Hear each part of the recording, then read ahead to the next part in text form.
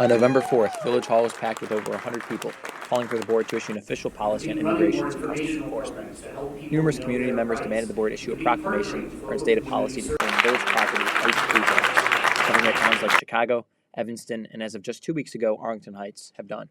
On December 2nd, Mount Prospect held a follow-up board meeting. Here, they aimed to address residents' concerns and issue an official village policy. At the beginning of the meeting, Hofert cautioned residents to be respectful. We must all understand that not everyone in this village agrees on various positions and actions to take. Just because some people demand certain positions and actions be taken by our village board does not mean that those actions and positions will be taken. The tense nature of the meeting seeped into public comment. One longtime resident who didn't state his name held an impromptu, fiery questioning of Mount Prospect Police Chief Michael Letourneau.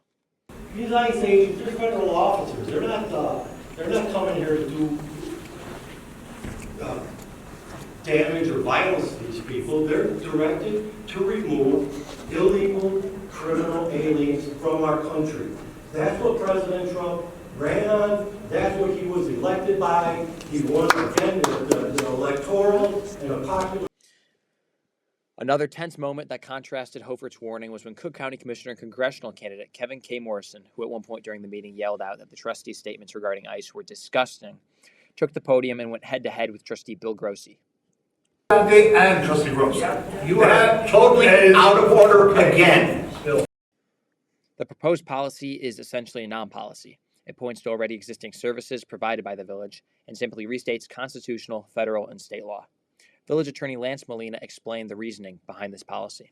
There's federal law, and under the Supremacy Clause, states and units of local government are simply subsidiaries of the state, cannot interfere with that. But during the meeting, one resident questioned what to do if they encountered ICE. We'll respond that. So first and foremost, call 911, let the dispatcher know you want to see an officer. That dispatcher will send an officer out. We recently had a staff meeting where I actually asked our supervisors to go on those calls with an officer. We're navigating uncharted territory.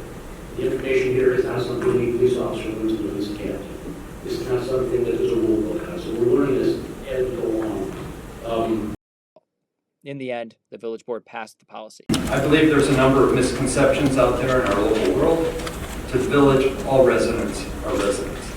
We don't ask if a resident or anyone we come across are documented or undocumented. For Night TV and MountProspectNews.org, this is Noah John. The ordinance or resolution, but I do fully support